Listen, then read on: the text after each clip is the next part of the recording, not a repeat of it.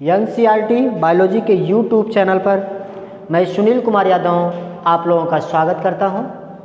आज मैं lecture number 5 class 10th विज्ञान बायोलॉजी का लेकर उपस्थित हुआ हूं। इसके पहले मैंने आप लोगों को लेक्चर नंबर 4 में मेंडल के नियम में प्रयोग की जाने वाली कुछ शब्दावलियों के बारे में मैंने बातचीत किया था और बताया था। आज हम मेंडल के नियम के बारे में बात करेंगे। मेंडल ने मुख्य रूप से कितने नियम को दिए थे और वो नियम कौन कौन से थे उसके बारे में हम बात करेंगे। तो सबसे पहला इनका नियम जो था वह है प्रभाविकता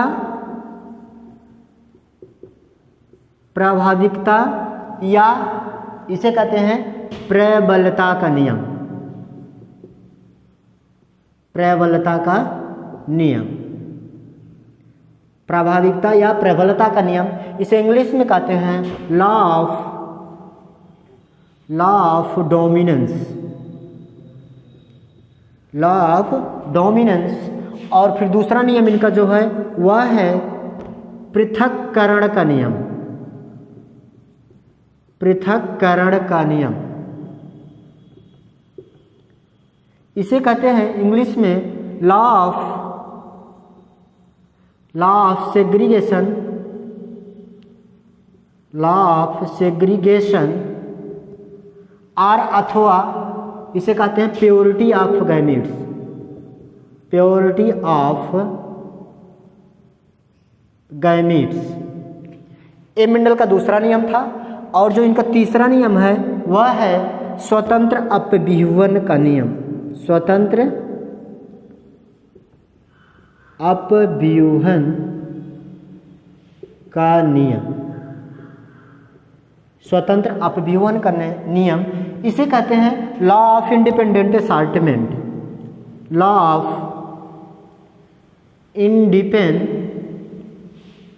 independent assortment.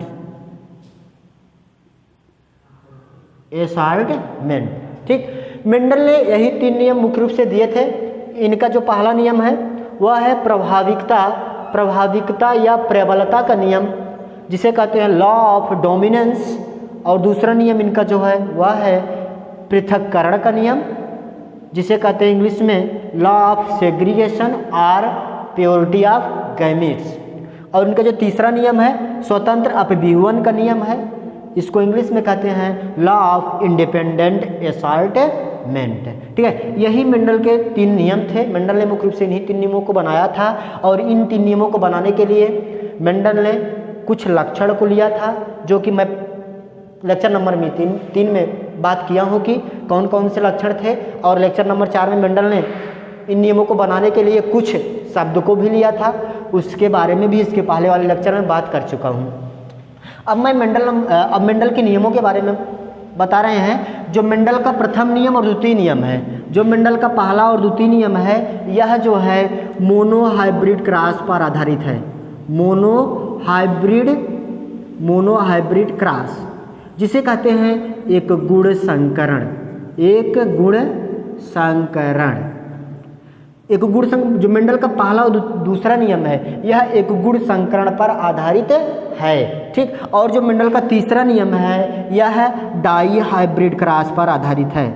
Die hybrid cross, जिसे हम हिंदी में कहते हैं द्विगुण संकरण।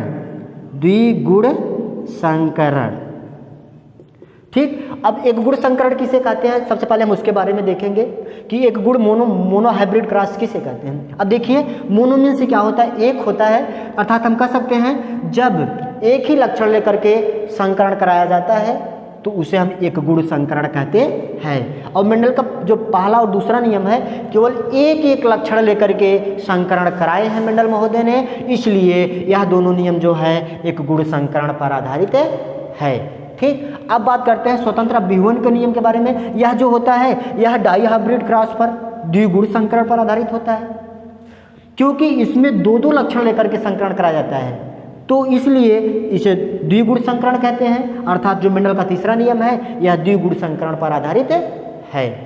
ठीक, अब देखो इसमें हम बात करते हैं सबसे पहले पहले नियम का प्रभाविकता या प्रबलता के नियम के बारे में बात करते हैं। तो इसमें सबसे पहले देखेंगे कि प्रबलता या प्रभाविकता नियम किसे कहते हैं। सबसे पहले इसको हम देखेंगे।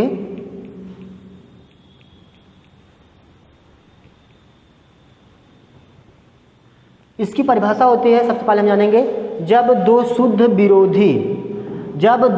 विरोधी लक्षणों वाले जनकों के बीच संकरण कराया जाता है तो उसकी प्रथम पीढ़ी में एक लक्षण दिखाई देता है, दूसरा दिखाई नहीं देता है। जो दिखाई देता है उसी को हम प्रबल कारक कहते हैं और जो नहीं दिखाई देता है उसे हम अप्रबल कारक कहते हैं। अर्थात कहने का मतलब, जब दो शुद्ध विरोधी लक्षणों वाले जनकों के बीच संकरण कराया जाता है तो उसकी प्रथम पीढ़ी में एक लक्षण दिखाई देता है जिसे हम प्रबल कारक या प्रभाविकता का नियम कहते हैं। ठीक, ये मेंडल का पहला नियम था।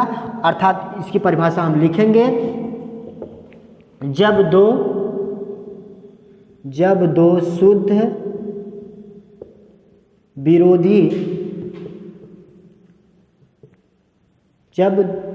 शुद्ध विरोधी लक्षणों वाले जनकों के बीच संकरण कराया जाता है, जनकों के बीच संकरण कराया जाता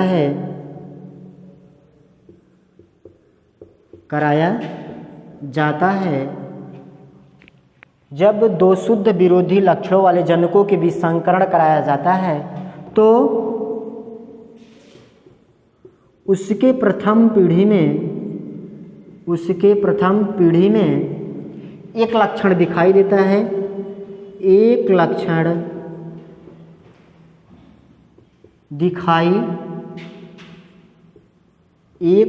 दिखाई देता है जिसे प्रबल कारक कहते हैं, जिसे प्रबल कारक कहते हैं। अर्थात जो नहीं दिखाई देता है तो उसे हम अप्रबल कारक कहते हैं, उसे प्रबल कारक कहते हैं। तो ये हमारा क्या हो गया, प्रभाविकता या प्रबलता का नियम हो गया। ठीक है, जैसे मटर के लंबे और बौने पौधे के बीच संकरण, मटर के लंबे और बौने पौधे के बीच संकरण, मटर के लंबे और पौने पौधे के बीच संकरण। ठीक है, अब देखिए मटर का लंबा पौधा मेंडल महोदय ने, मैं पहले भी बता चुका हूँ, आज फिर बता दे रहे हैं, जो मेंडल महोदय ने मटर के लंबे पौधे को कैपिटल टी से डिनोट किया था और बौने पौधों को स्मॉल टी से डिनोट किया था और गोल सीड्स को कैपिटल आर से डिनोट किया था, झुर्रीदार सीड्स को स्मॉल आर से डिनोट किया था और पीले बीज को इन्होंने कैपिटल वाई से डिनोट किया था, हरे बीज को स्मॉल वाई से डिनोट किया था और बैगनी फूल को इन्होंने कैपिटल वाई से डिनोट किया था और सफ़ेद को स्मॉल डब्ल्यू, बैगनी फूल को इन्होंने कैपिटल डब्ल्यू से डिनोट किया था और सफ़ेद को इन्होंने स्मॉल डब्ल्यू से डिनोट किया था। ठीक है, अब देखिए मटर के लंबे और बौने पौधे के बीच संकरण, जब मटर के लंबे और बौने पौधे के बीच संकरण हुआ तो उसकी प्रथम पीढ़ी में केवल एक ही लक्षण दिखाई दिया, दूसरा दिखाई नहीं दिया। जो दिखाई दिया उसी को प्रबल कारक कह दिए, अर्थात इसी को मेंडल महोदय ने प्रभाविकता या प्रबलता का नियम भी कहा। ठीक है, जैसे मटर के लंबे पौधे कैपिटल टी जोड़े में लेंगे, कैपिटल टी और फिर उसके बाद स्मॉल टी, दोनों के बीच जब संकरण हुआ तो यहाँ पर गैमीट से बनाया कैपिटल टी और ये बनाया कैपिटल टी, ये भी कैपिटल टी बनाया और ये भी कैपिटल टी बनाया और ये भी क्या किया स्मॉल टी और ये भी स्मॉल टी बनाएगा। ठीक, और जब दोनों के बीच संकरण हुआ एक कैपिटल टी स्मॉल टी एक साथ आ गए और फिर एक कैपिटल टी दूसरे वाले स्मॉल टी के साथ आ गए और फिर capital T small T A वाला हो गया और फिर capital T small T A वाला हो गया। अर्थात जितनी भी संतान यहाँ पर हुई सभी संतान क्या है, संकर संतान है। अर्थात सभी संतान यहाँ पर कैसी है, टाल है। ये क्या है, टाल है और ये क्या है, ड्वार्फ है। टाल माने होता है लंबा और ड्वार्फ माने होता है बौना। ठीक है, अर्थात ये सभी संतान कैसी है हमारी टाल है, अर्थात यह क्या है F1 जनरेशन है। क्या है F1 जनरेशन है। ठीक है, यहाँ पर देखिए, यहाँ पर एक क्या था हमारी परिभाषा क्या कर रही थी, जब दो शुद्ध विरोधी लक्षणों वाले जनकों के बीच, दोनों आपस में विरोधी हैं, एक लंबा है और एक क्या है बौना है, दोनों आपस में विरोधी हो गए, जब इनका संकरण कराया गया तो उसकी प्रथम पीढ़ी में एक लक्षण दिखाई दिया। कौन सा लक्षण दिखाई दिया, प्रबल वाला, लंबा वाला दिखाई दिया, दूसरा नहीं दिखाई दिया, छुपा रहा। जो दिखाई दिया उसी को हम क्या कहें, प्रबल कहें, तो इसे हम प्रबलता का नियम कहते हैं। यहाँ पर जितनी भी संतानें हैं सब क्या हैं, लंबी हैं। ठीक है, यहाँ पर देखिए कैपिटल टी का लक्षण दिखाई दे रहा है, स्मॉल टी का दिखाई नहीं दे रहा है, तो इसे हम क्या कहते हैं, प्रबलता या प्रभाविकता या प्रबलता का नियम कहते हैं। ठीक, अब चलेंगे अगला नियम, इनका जो दूसरा नियम था वह है पृथक्करण का नियम, वह है पृथक्करण का नियम। अब पृथक्करण का नियम, पृथक्करण माने होता है क्या, पृथक माने अलग होना होता है ना, अलगाव होता है, तो उसके बारे में हम बताएंगे कि पृथक, जो मेंडल महोदय ने दूसरा नियम दिया था पृथक्करण का नियम।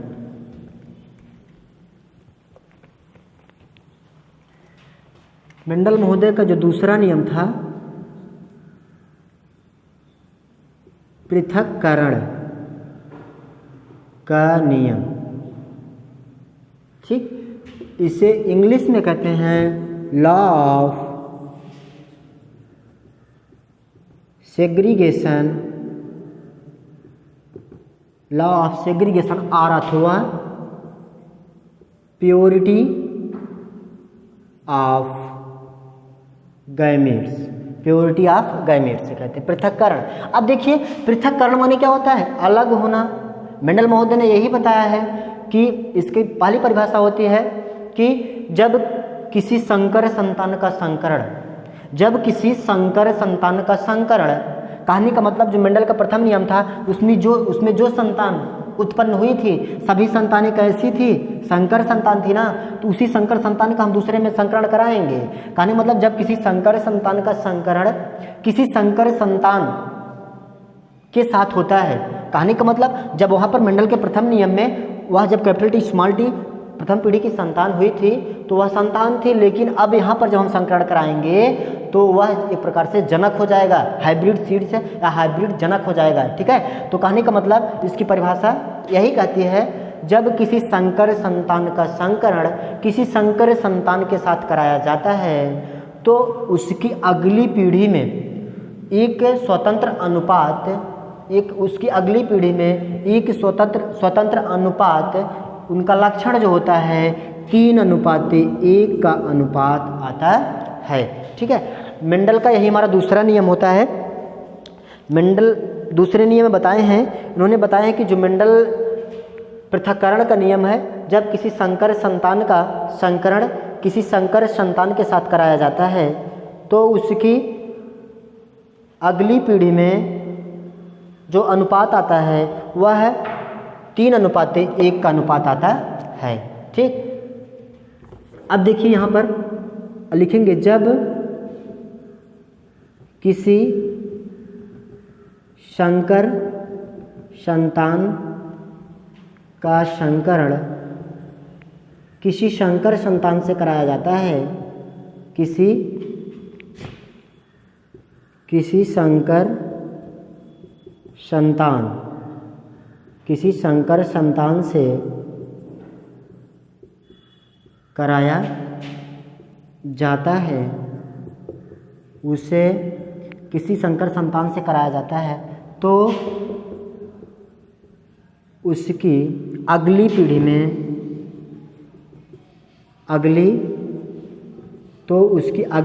में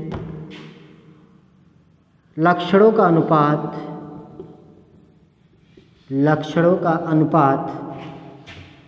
3:1 का अनुपात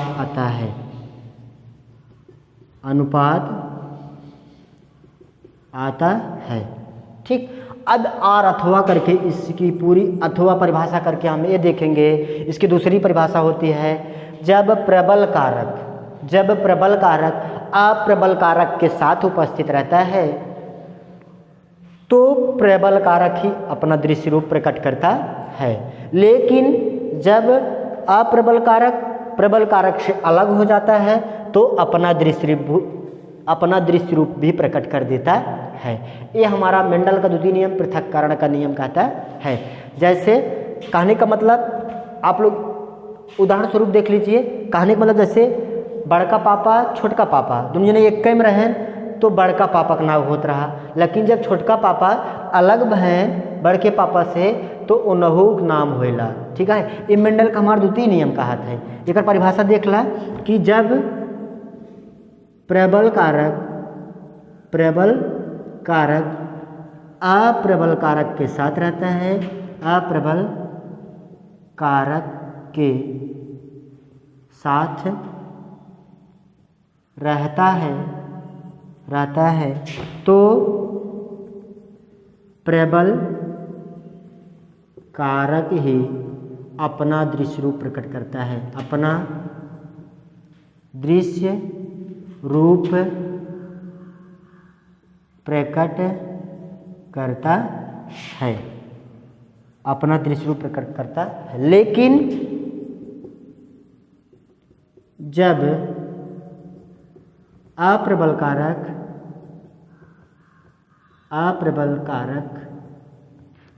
से अलग होता है, प्रबल कारक से अलग होता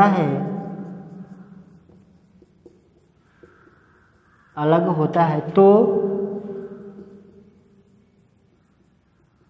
अपना दृश्य रूप प्रकट कर देता है, अपना दृश्य रूप प्रकट कर देता है। ये हमारे मेंडल के द्वितीय नियम की दूसरी परिभाषा थी। पहली परिभाषा मैंने क्या बताया, जब किसी संकर संतान का संकरण किसी संकर संतान से कराया जाता है तो उसकी अगली पीढ़ी में लक्षणों का अनुपात 3:1 का अनुपात आता है। ये हमारी पहली परिभाषा थी। और दूसरी परिभाषा जो है वह है जब प्रबल कारक अप्रबल कारक के साथ रहता है तो प्रबल कारक ही अपना दृश्य रूप प्रकट करता है। लेकिन जब अप्रबल कारक प्रबल कारक से अलग होता है तो अपना दृश्य रूप भी प्रकट करता है। जैसे दिखाते हैं, जैसे उदाहरण स्वरूप देखेंगे कि पहला जो परिभाषा थी उसके बारे में पहले देखेंगे। इन्होंने कहा जब किसी संकर संतान, जैसे मैंने यहाँ पर कैपिटल टी स्मॉल टी लिया, ये संतान कैसी संकर संतान थी, लेकिन यहाँ पर क्या होगा, पेरेंट्स हो गया, यहाँ पर कैपिटल टी।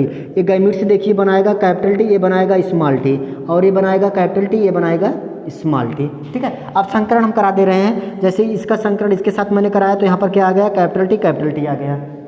ठीक, और फिर इसका संकरण हम जब इसके साथ करा दिए तो यहाँ पर क्या आ गया, कैपिटल टी स्मॉल टी आ गया।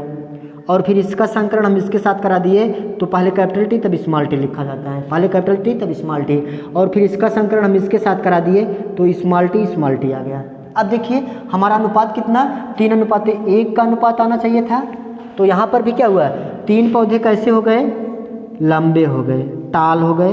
3 पौधे लंबे हो गए और एक पौधा कैसा हो गया, बौना हो गया। ठीक, कहने का मतलब यही हुआ ना, पहला नियम तो 3:1 का अनुपात मेरा आ गया। यहाँ पर ये पौधा क्या है, ए है फिनोटिपिक और ये दोनों है जीनोटिपिक, लेकिन तीनों क्या हैं, लंबे हैं, और ये क्या हो गया, बौना हो गया। 3 पौधे हमारे कैसे हो गए, लंबे हो गए, और एक पौधा हमारा कैसा हो गया, बौना हो गया। 3:1 का अनुपात हमें आ गया। अब हमारी दूसरी परिभाषा जो कह रही थी उसको इस पे फॉलो कराएंगे, देखेंगे। जब प्रबल कारक जब बड़का छोटके के साथ है, प्रबल कारक का है, अप्रबल कारक का है। जब प्रबल कारक अप्रबल कारक के साथ उपस्थित रहता है तो प्रबल कारक ही अपना दृश्य रूप प्रकट करता है। देखिए यहाँ पर ये प्रबल है, ये अप्रबल है, तो प्रबल कारक ही नाम यहाँ पर आया। ये लंबा है, यहाँ पर लंबा ही लिखा गया, उसको इग्नोर कर दिया गया। लेकिन जब यह छोटका बड़के से अलग भा, मतलब काहे मतलब जब प्रबल कारक अप्रबल कारक से अलग भा तो आपन दृश्य रूप प्रकट कर दे। ठीक बा, यह हमारी दूसरी परिभाषा रही। ठीक बा, अब देखा तीन पौधा लंबा है, एक पौधा बौना है, 3:1 का अनुपात आ गया। लेकिन इसमें देखिए क्या होता है, जब इसमें अगर पूछा जाए इसमें फिनोटिपिक जीनोटिपिक का अनुपात कितना होता है, कभी कभी आप लोगों से पूछेगा कि ऑब्जेक्टिव में इसमें फिनोटिपिक जीनोटिपिक मेंडल के द्वितीय नियम में फिनोटिपिक जीनोटिपिक का अनुपात क्या होता है, उसके बारे में हम देखेंगे कि ये क्या है।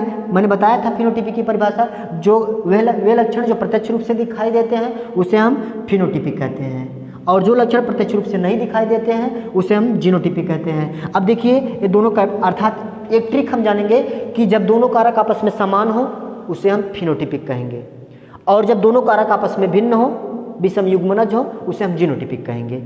ये बात हमेशा ध्यान में रखिए, ठीक है। अब यहाँ पर एक कारक दोनों समान है तो इसे हम क्या कहेंगे, फिनोटिपिक कहेंगे ना।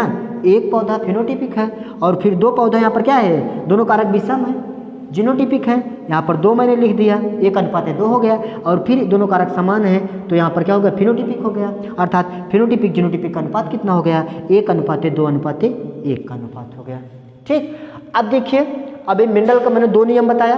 पहला नियम प्रभाविकता या प्रबलता का नियम, और दूसरा नियम पृथक्करण का नियम, ठीक। अगर एक बार ना समझ में आए तो वीडियो को 2 बार 3 बार देखिए, ठीक है। और फिर मैं अगले लेक्चर में मेंडल के तृतीय नियम स्वतंत्र अपव्यय नियम के साथ मिलते हैं। तब तक के लिए आप लोग पढ़िए। थैंक यू, धन्यवाद।